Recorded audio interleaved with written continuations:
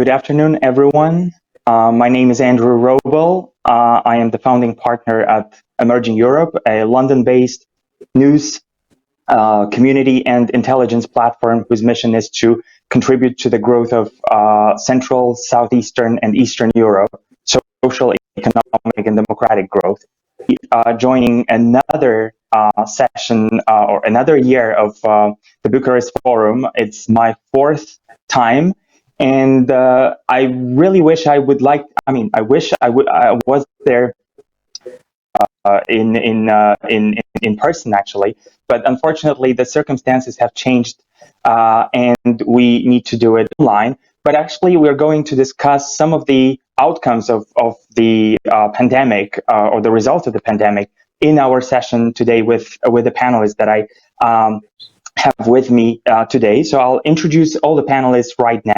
It's Adina Vilan, the EU Commissioner, Andreas Schall, Director for Global Relations at OECD, Sven Smith, Senior Partner at McKinsey, Chair of the McKinsey Global Institute, and finally, Jeff Bullwinkle, Associate General Counsel and Director of Corporate, External, and Legal Affairs at Microsoft Europe.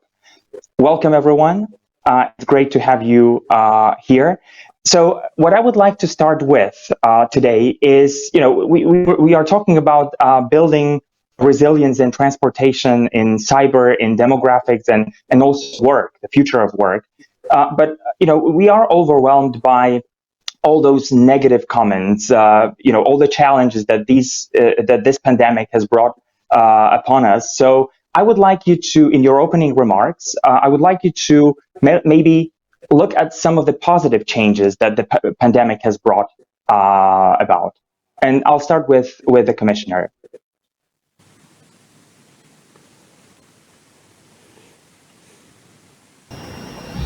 Yes, hello everyone.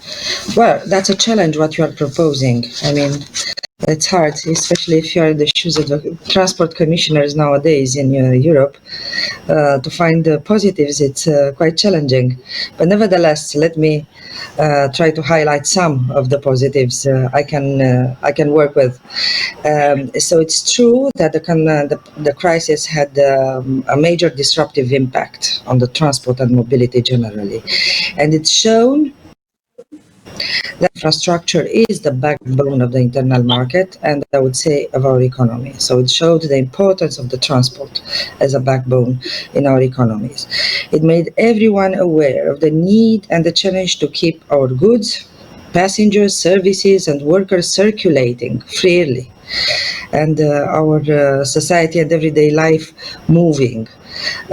We took it for granted, but the moment we didn't have it any longer, we really learned to appreciate it, the ability to move around. The supply chains during the height of the crisis, or starting with the beginning of it, they were severely disrupted. Now we are maintaining those through an extensive network of freight and transport services in all modes of transport. When borders have closed, we have seen how difficult it is if member states start taking their own initiatives, and suddenly this will mean the borders will close, and this was had a tremendous effect on the good flow of goods across the border. What came as a positive is that everyone learned very quickly that we need more cooperation and we need new solutions to urgent challenges. Resilience, improving resilience against unforeseen events has allowed us to create, for example, the green lanes and the green corridors green lanes for the border crossing points, the green corridors for all modes, including nodal points, so on and so forth. This concept is now allowing freight to move unhindered across EU borders, and also the workers, which are a very important part of the story, to be able to move freely and safely from one country to another. Also, I was talking about cooperation. We decided to create a network of national contact points, and this proved so efficient because little by little we learned to communicate to each other and decide together how to act on an issue or another. And this is going to be maintained. The same with the green lanes. We are planning to have them embedded in our transport policies as being something which also in the future will be very helpful. You said positives, but maybe I would turn it to positive. The crisis exposed some business models which are not very sustainable, and I'm thinking now at the liquidity crisis on the numbers dropping in aviation. This was a business model to finance the liquidity which was not sustainable, and I would say, seeing that, this will trigger, I hope, for the future some changes in this direction, because now with numbers also rising slowly, I think this businesses need to make one way or another a business decision how to continue the activity. Then we have seen in urban areas, regarding the urban mobility, we have seen new patterns. We have learned how important is the safety in public transportation. And also we have seen an increased demand for allowing new solutions for urban mobility, more sustainable solutions. And we have seen cities investing, I don't know, in lanes for cycling, or taking very seriously, I don't know, standards for new electrical vehicles inside the city. Last but not least, it highlighted the importance of our workers, of transport workers, and the fact that we very quickly decided to name them as essential or critical personnel.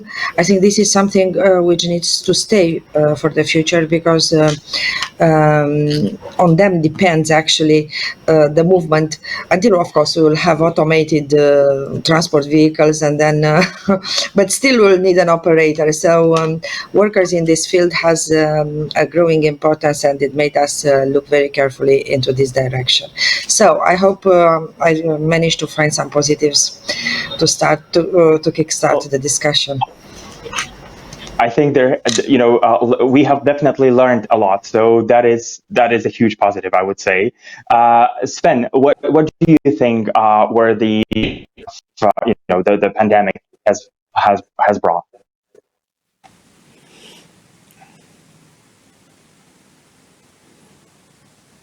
I'm not sure we can hear you.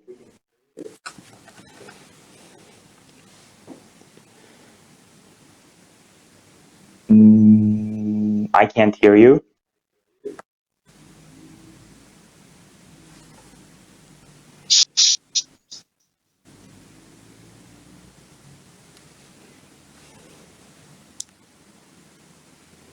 Okay, so I'll ask Jeff first, if you don't mind. Maybe we will be able to fix this in the meantime. So Jeff, what about you? What positive have you noticed? I should ask if you can hear me first of all, I guess, Andrew. Yes. Well, thank you, first of all, for the chance to be here. It's a pleasure. I'm very sorry not to be in Bucharest today. I always enjoy my travel to Bucharest, but still good to be with this community virtually. I think it is a good thing to focus our attention on aspects of this crisis that perhaps can be seen as positive, Andrew. So thank you for doing that. I probably would echo Commissioner Ballan's comment toward the end, first of all, just in saying how much all of us have begun to understand what it means to be an essential worker, and the way in which we depend upon so many people from all walks of life to get through our own lives. And so that's, I think, a big learning for all of us.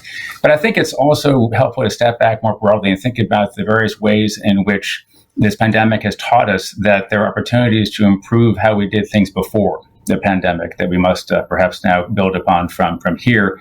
And as I think about that, I was inspired by President Ursula von der Leyen's speech to the European Parliament some weeks ago, because she talked, I think, very optimistically in this era of the pandemic about our need to move from fragility toward a new vitality, is how she put that. Our need to essentially build the world we want to live in, to build a greener, a more digital, a more resilient Europe. And so I think President von der Leyen underscored for all of us what really should be clear goals, with the ambition to move into Europe's digital decade. And so we do indeed live in a digital world. We think about that quite a lot at Microsoft. But I think, as President von der Leyen emphasized in her speech, the pace of digital transformation has been accelerating dramatically during this pandemic. And ultimately, we sort of see that as a good thing. During the earlier weeks and months of the crisis, Microsoft CEO Satya Nadella like to talk about how we had 2 years of innovation in the space of 2 months, and that perhaps is even an understatement. So there has indeed been a very significant acceleration in the adoption of cloud technologies, and that's led to a number of very, very positive things. Certainly it's led to the ability to communicate and collaborate through technology in ways that perhaps were more challenging before. And think about the ways in which all of us have been able to communicate with friends and family who are otherwise inaccessible to us. Think about how it's enabled many of us to continue working. Think about how it's enabled children to continue learning, even from remote environments. So that certainly is a positive thing that is worth reflecting on. Beyond that, though, I think this pace of adoption of technology has also led people to think more about just how much can be done to leverage data. To reason over large quantities of data in the context of cloud computing, with a view towards solving some of the greatest challenges of our time, healthcare challenges certainly being among them, but also you think about challenges that can be addressed in the context of transportation, which of course is what Commissioner Vallon is thinking about. There too, much can be done with technology, and all this I think has been underscored by the pandemic, and again, the pace of acceleration of technology adoption during this period. So there's a lot of good in that, to be sure, but to be sure as well, quite a few challenges that have come from that that require collective action. And perhaps we can talk about those a bit more when we get into the conversation, but I'll leave the comments there for now, Andrew.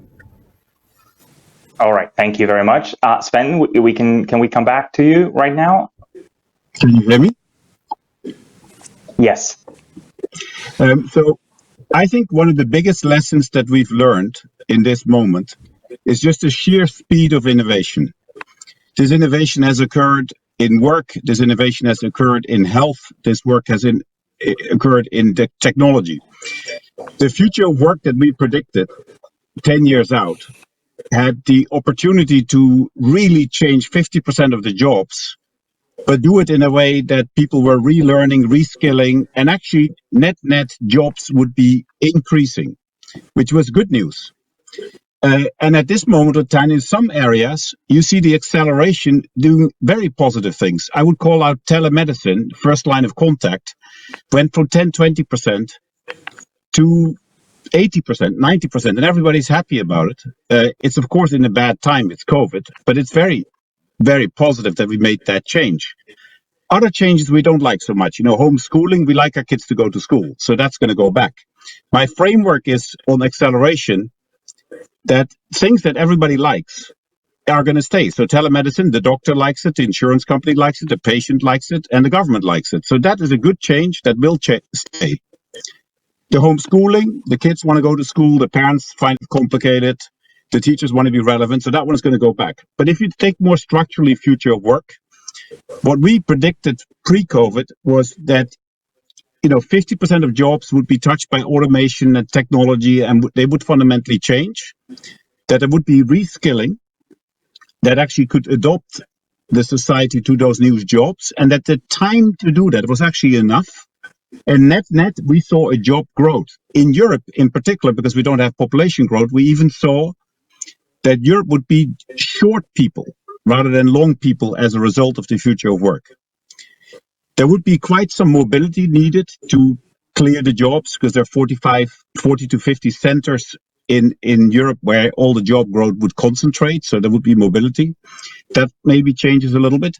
The area of concern that we have now is that the overlap between the jobs touched by COVID and the jobs touched by the future of work is about 50%.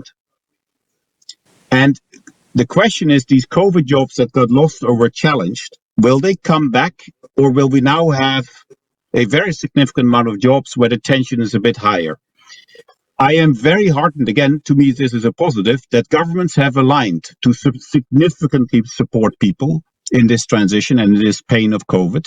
The stimulus is actually working, and we see this economically, and we see it in how people feel about their jobs. I'm a little worried that if the stimulus goes away too early, that then this tension of the future of work will aggravate, while that tension wasn't that big pre-COVID. And so I hope this transition can be continued to be managed well, because the pressure in these first 2 years will be higher than it was pre-COVID. But the beauty is we're learning the future of work much faster, and we have basically two possibilities what we do with it. One is either we say everybody who will have automation supporting their work is going to be able to produce twice the output, and then everybody will benefit. Or we end up in a world where the automation will basically reduce the work by half, and then there's enormous pressure on the job market. I hope we end up in a place that automation will lead, and the future of work will lead to more output for everybody, and therefore wealth will be there and prosperity for many could be available. That was where work is heading. I think where it can head, but COVID gives an initial challenge that's a little bigger than the future of work was expecting. All right, thank you very much for the opening comments. And Andreas, I'll now ask you to deliver yours. Thanks so much, Andrew. First positive, of course, is to be with all of you in Bucharest, at least virtually, because otherwise I may not have made it in real terms, because I was presenting our global relations strategy to our council this morning in Paris. Second, and I think it's all about people. And so I will do something which I normally do not do. I speak about my private life. I'm working for 12 years for the OECD in Paris, while my family is living, my wife, my 3 kids, in Potsdam, Germany. So every Monday morning, I would take a plane to go to Paris and then to go elsewhere in the world to do my job. Now I'm here in Potsdam. I'm doing the dishes. I'm cooking for my kids. I'm doing sometimes the homeschooling, and I'm working on the global relations for the OECD with a team of 100 people, which I have to manage from here. I'm going 1 week maybe per month to Paris. So, but the social fantasy which brought me to do my job was the idea of Europe, which allowed us to communicate across the borders to easy fly from A to B. And the social fantasy we have to apply now is a social fantasy to translate some of the stuff we are doing into the virtual world. And having said that, this has not only consequences for my personal life, that my kids love it, my wife love it, that I'm there, but it has also consequences for the job I'm doing. Because on Monday evening, I was together, Monday the whole day, I was managing my external relations committee of 38 OECD members sitting in Paris. On Monday evening, I was talking to the foreign minister of the Dominican Republic about our engagement in the Caribbean. Yesterday morning, we had our Southeast Asia Regional Steering Committee. So we were together with people from the Philippines, from Malaysia, from Singapore, from Thailand. Then I attended a conference at Moscow University with the former economic minister of Russia. This morning I presented to our council, and this afternoon I'm in Bucharest. So I did a tour de monde in just 4 days, which, as I said, it's not all positive. We all need the human interaction, and it's always easier if you know the people who you're talking about. But there will be certainly something, like Sven mentioned, and also Jeff and the Commissioner mentioned, there will be some things which we will keep going forward, even if we are out of the crisis. Thank you. So, building on what you all have said so far, I would like to look at the current situation and the 4 domains that we are focusing on today. As from again, positive perspective, And we always see challenges. We always but might also see certain opportunities.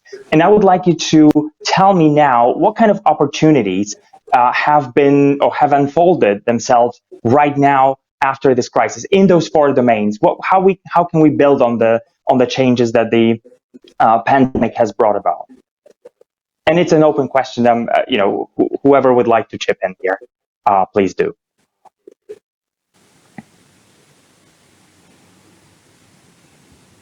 Commissioner?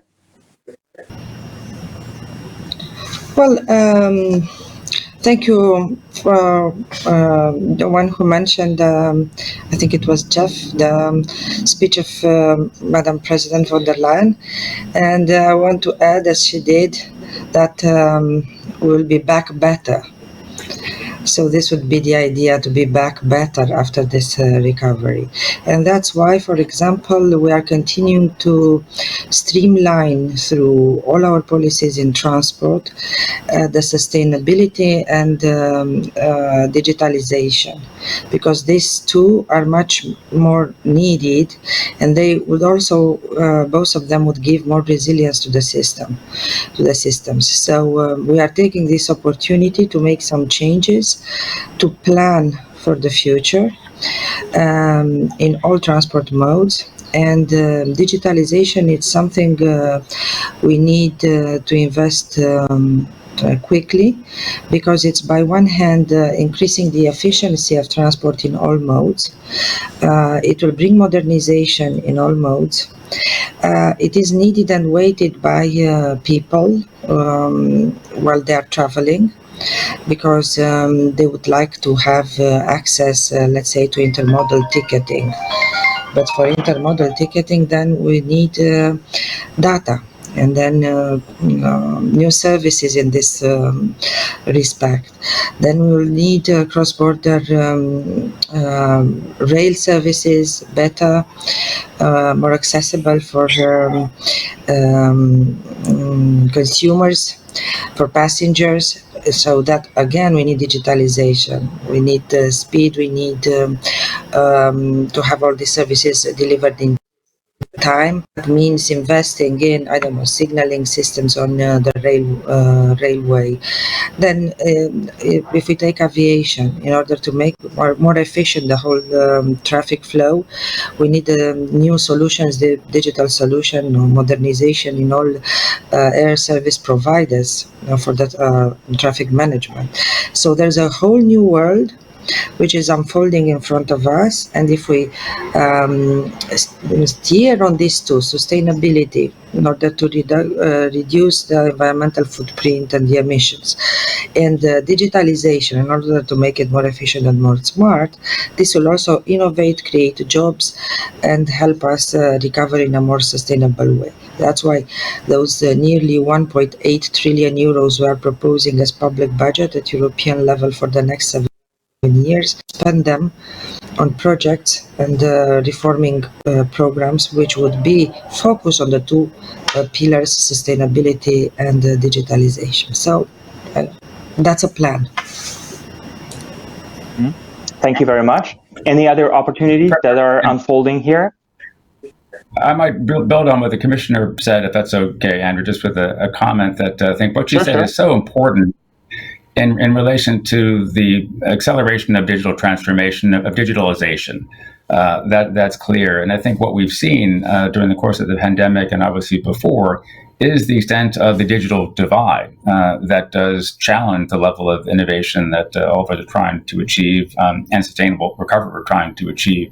And so it's great to see renewed attention, even greater focus on addressing things like broadband connectivity, for instance, and 5G technology is trying to enable a digital future in the most effective way. And indeed, Romania is leading the way here in the context of a transatlantic partnership focused on 5G, which is terrific. And we need to see more of that kind of activity moving forward. It does also reveal, I think, the skills gap that has to be addressed as we get ready for today's economy. As the commissioner highlights, and I think as President von der Leyen also highlighted, digital skills are clearly in great need and sometimes in short supply. That was true before the pandemic. I think it's even more true post pandemic. I mean, I think if you think about the need for an inclusive recovery, prior to COVID, there was already, I think, growing anxiety, and for good reason, about income inequality and about the extent to which automation and other technological advances, artificial intelligence, for instance, would disrupt large segments of the workforce. All of that has been exacerbated by the pandemic, and unfortunately, the biggest brunt of the current downturn is being felt by those who can afford it least. All recessions are somewhat different, but each recession in history typically has followed a trend of shedding low-skilled jobs and replacing them with jobs that are, if you will, less automatable. That pattern, I think, is poised to repeat itself now as we see this increase and the need for jobs requiring digital skills. And so it really is quite critical to make sure we are skilling people up for today's jobs and jobs of the future. And I think, again, the current circumstances we're in have underscored more than ever before the need to make sure we are creating skills in our young people and also opportunities for people later on in their careers to reskill for, again, today's economy for tomorrow's economy. Let me add to that. All right, thank you. One other dimension. Sure. The dimension I want to add is that what I have seen as super positive, despite all the noise, is the degree of collaboration that's actually going on right now in the health race. We have a big project which is fighting COVID, and I think businesses, government, and everybody stacking hands. There's a lot of noise in the media, but if you just looked at what has happened to get people back to work, to get the protocols to work, to get apps to work that can trace and track how much testing there is versus how much testing we had, how fast we get vaccines and all that kind of stuff. We actually are learning that if we are united in trying to conquer a certain battle, we actually are able to do it. And we are actually also crossing quite a lot of orthodoxies in terms of collaboration that we were not able to cross in the status quo. A great hope, but I also think it's a possibility that one way we could come out better is that lesson of collaboration will continue. I know there will be rough moments and so on, and it will not all come transparent, but some of the projects that might come after this, call it the reskilling project that has to do with automation, the environmental process, the sustainability projects, the rearranging of how we do transportation that the commissioner mentioned, all these projects have the similar nature that we need to all stack hands. If we were to just go through the noise and look at what has happened on the ground right now, it is actually a tremendous level. I know with the virus going up, we all kind of might not feel very good about this moment, but the reality is enormous projects have been undertaken. Could we just learn from that we can do a go to the moon project every 2 years, and let's learn from that. I like the positive vibe here, really. Andreas, what are your thoughts?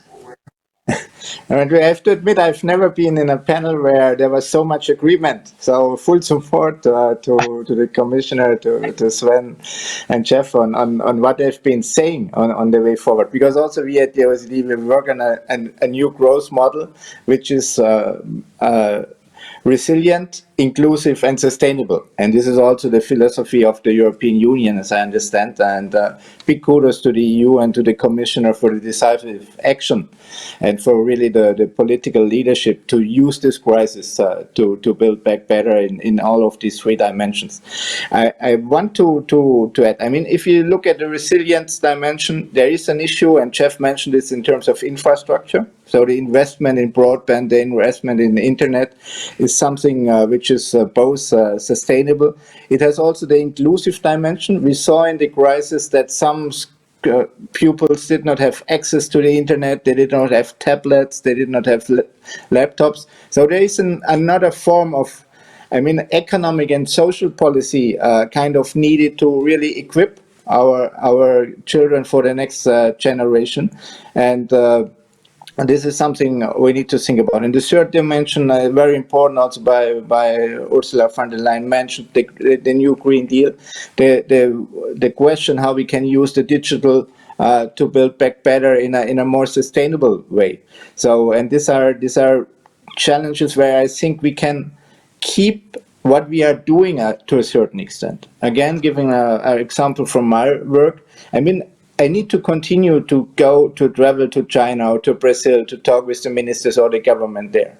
But from time to time, we will just say, okay, let's do it by Zoom. Let's do it by Remix call, which is the first time that I'm using it, but it's fantastic. So there will be things which will be with us for quite some time, and it's good. This is the positive side of the medal, what we learn. Okay, perfect. So before I ask my next question, I would also like to ask our audience to send us questions if there are any. This is something that I, really miss when it comes to events like that, because we cannot see our audience. So we just can't, know if they are really interested in what we are talking about or less interested.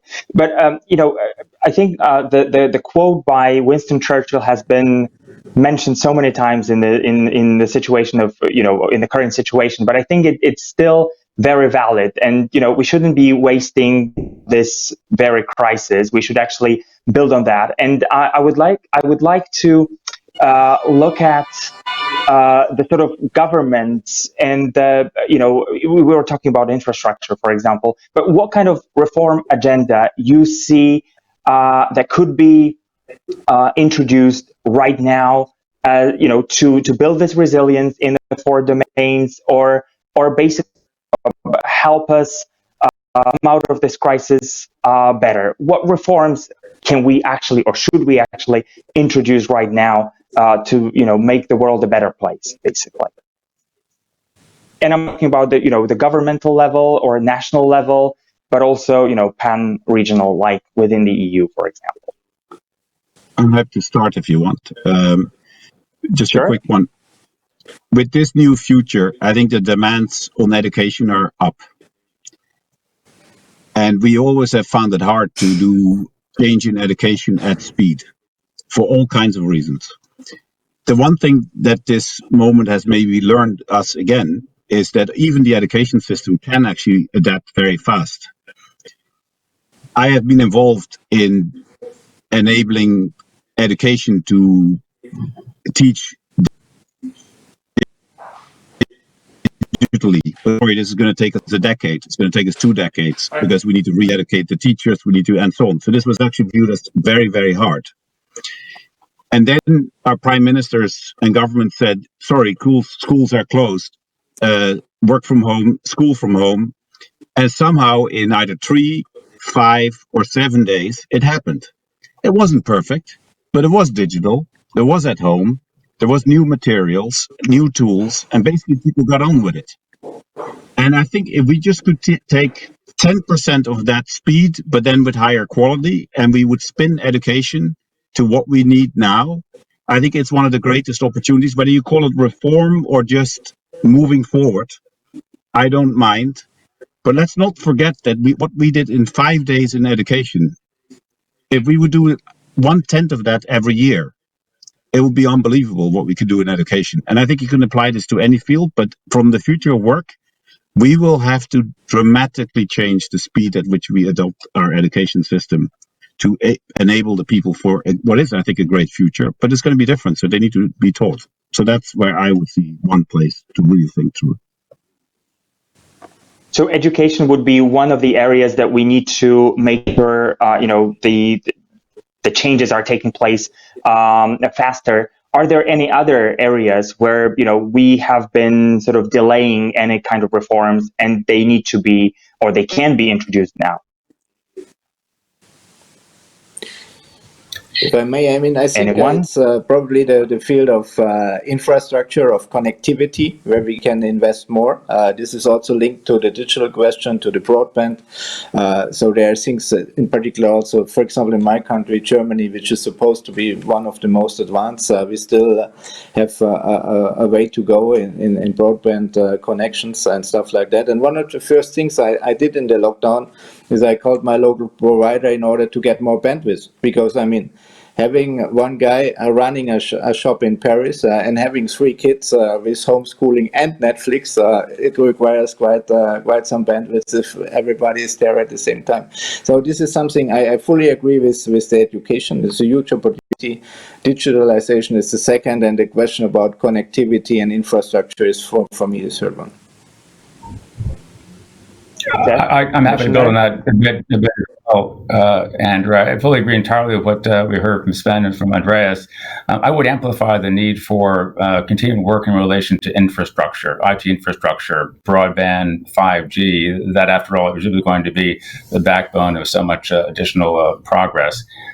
Once we have infrastructure in place, of course, then what you need to do is make sure the environment is ripe for the adoption of cloud technologies.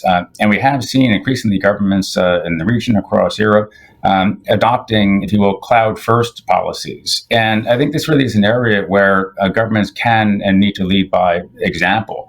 Even just quite recently, the government of Greece, for instance, reflected its own embrace of a cloud-first approach that will allow essentially the government to accelerate their own innovation, their own transformation, and again, others will follow that as well. Once we have a cloud environment, you have the ability for people to rely upon the very best infrastructure anywhere in the world, the most up-to-date software, the most secure software in terms of trying to increase cyber resiliency. That's quite critical. And then you have an environment as well in which you have innovation that can happen within the context of artificial intelligence, where you have the ability to, again, leverage significant amounts of data to solve real problems. And there, too, I think government can do quite a lot nationally and regionally to make sure that data sets are being opened up or being used for purposes that are necessary, including to address challenges, for example, in transport, and also including around sustainability. And of course, to have all that work well, you do need to have the right workforce, which gets back once again, as Sven says, the need for the right skills for our kids, the right skills for workers today. Thank you very much. Commissioner. Yes, please. I like what I hear because I subscribe on this. I think education is very important because we need new skills. And as I was highlighting earlier, for the transport sector, we see the need also in infrastructure and in services, the need for modernization, for digitalization. And then we will need for our workers, which in many areas are very specialized, to develop also new skills to cope with the digitalization.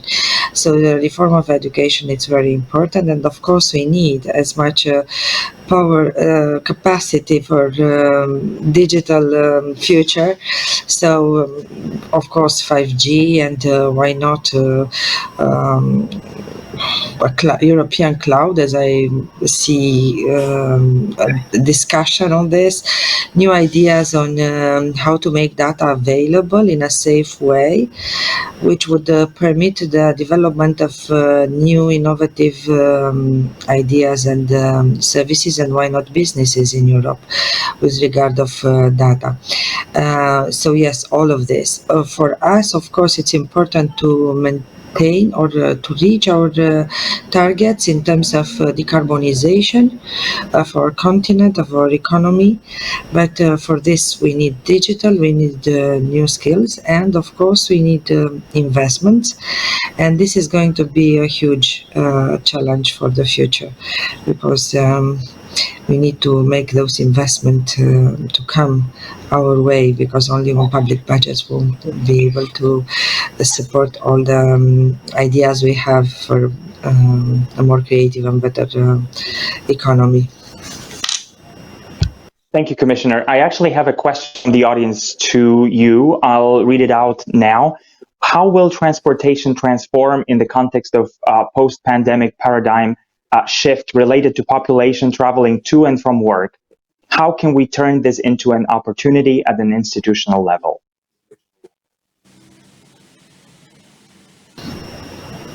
Well, so commuting, it's something which is very specific to various places in Europe, because you can imagine very easy what it would mean commuting around Brussels or another Western city, and what does this mean, for example, in Bucharest, because you don't have a network or the infrastructure developed enough or digitalized enough in order to permit people to move in a sustainable way. So we have to take all this into consideration. That's why we are still considering a priority to complete the infrastructure with parts which are missing, because, for example, to be more sustainable, we need to use as much as possible the rail, which is one of the most sustainable. but rail investments are scarce at this stage. They are expensive also, rail infrastructure, and there are parts in Europe in which is underdeveloped, including my country, Romania. In other parts, it's obvious, very easy to commute from suburbs to the city by train. So this would be one possibility. Then, as I said, there is this urban mobility future, which we are developing into a strategy at European level, putting on the table all the good experiences and practices across Europe, where moving inside the city would be more sustainable. For this, we need public transportation completely electrified. We need to develop these low emission zones for access. I don't know how to call them exactly. There are more and more areas in cities in which cars are not allowed because we want to keep a low emissions zone, and this is developing more and more, but this has to be replaced also by other modes and these new gadgets which are very urban, like I don't know, bikes and electric bikes and collaborative solutions are also scooters, but for example, for scooters we need to develop the standards in order to make sure that the safety is there. So this is the future, but the disparities between various parts of Europe are huge in this respect. I have a question to Andreas from the audience as well. So OECD used the term resilience referring to fragile states. Have you considered reframing or changing the conversation after the COVID-19? I think resilience is a very broad concept, and we are using this currently in the concepts of building resilient economies, resilient societies as a way out of COVID. It's about resilient healthcare system. It's about resilient infrastructure, as I said. It's about resilient growth. And of course, the concept of resilience can also be applied for states in the context of fragility, but it's a much broader concept, and I would not limit it to this one. So. Okay, thank you. And one more question to the Commissioner. How will EU's supply chains be influenced by the tensions between the US and China?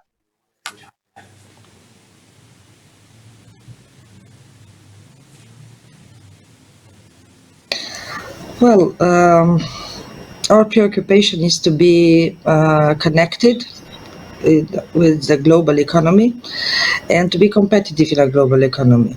So I would say we'll try to do our best in order to use all the opportunities to move in terms of competitiveness around the world. Now, if this is a case between the tensions US and China, I wouldn't know. For us, the cooperation with China is important, but also in terms of a level playing field between us. And I would say there are several things which we have on our agenda in terms of reciprocity and other things, access to the market, which would have to be clarified before a true partnership will occur between us and China.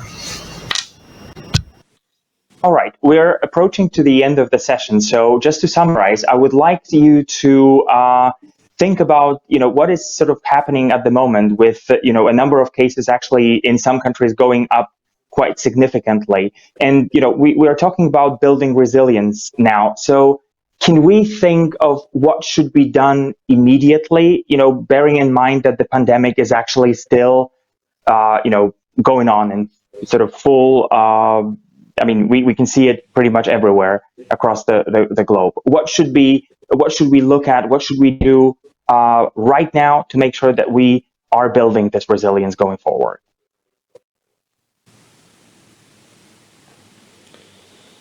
I mean, if you look at countries like Thailand or Vietnam or Korea, who have weathered the crisis relatively well, they've invested a lot in test, track and trace, so kind of a model which is in the healthcare system, which more and more countries are practicing now.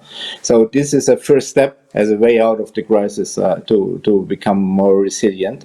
But then these are the questions. I mean, building resilience, it's not done within the next 2 weeks. It's a process over the next 10, 12 months. And I agree with Sven. We need to be much quicker in doing some of the things, not think about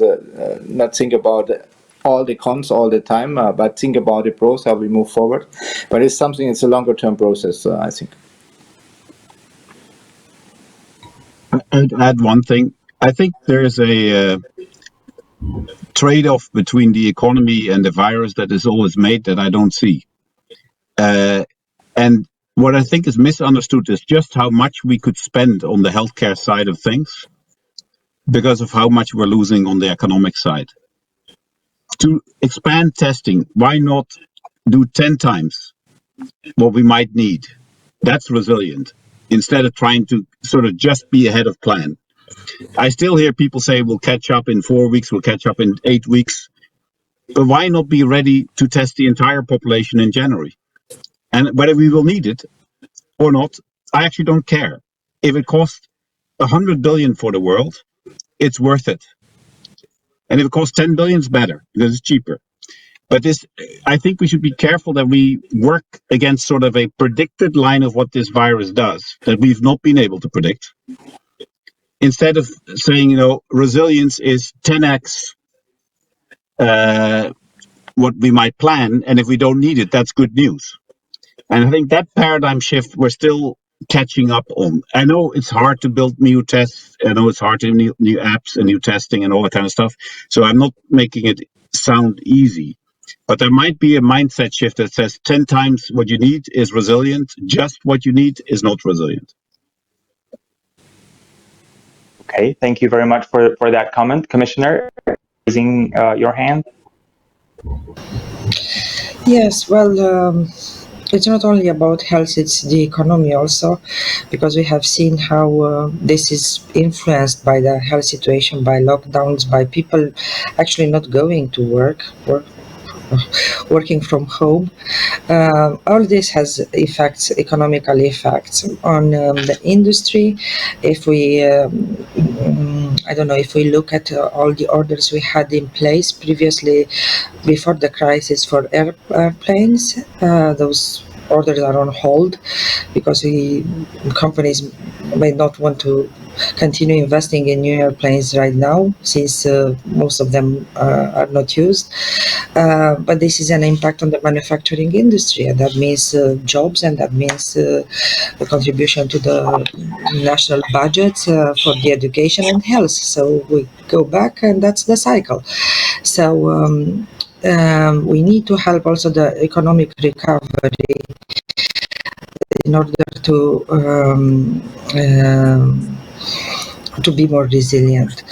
So what we are doing is acting at European level in consensus with leadership in member states on two areas. One is legislative, how we can put in place protocols, contingency plans, so on and so forth, to be ready if something happens.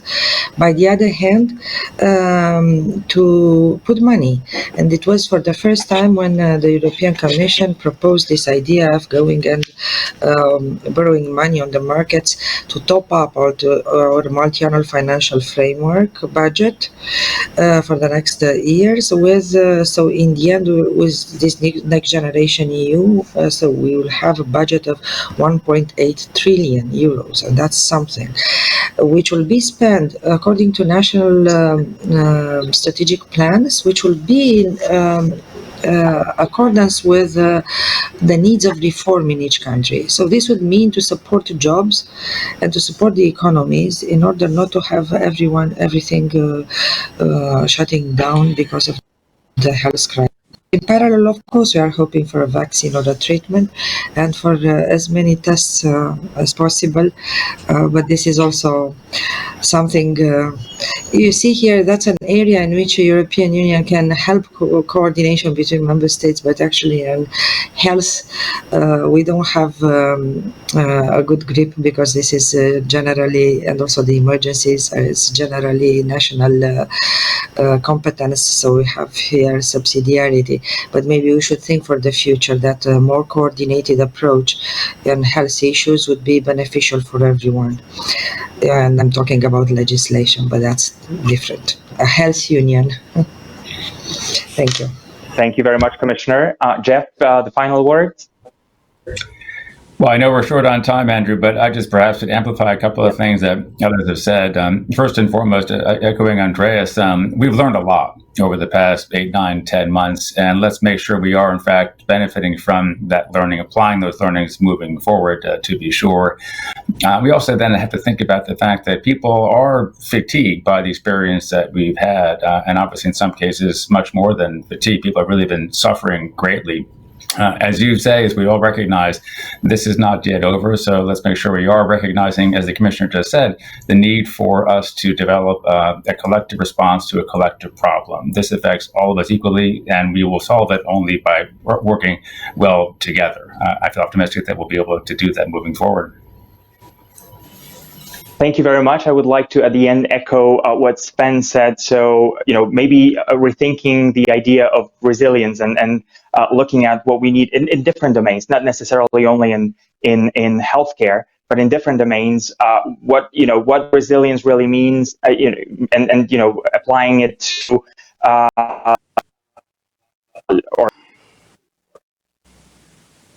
or looking at it, perhaps 100 of something would make us more resilient.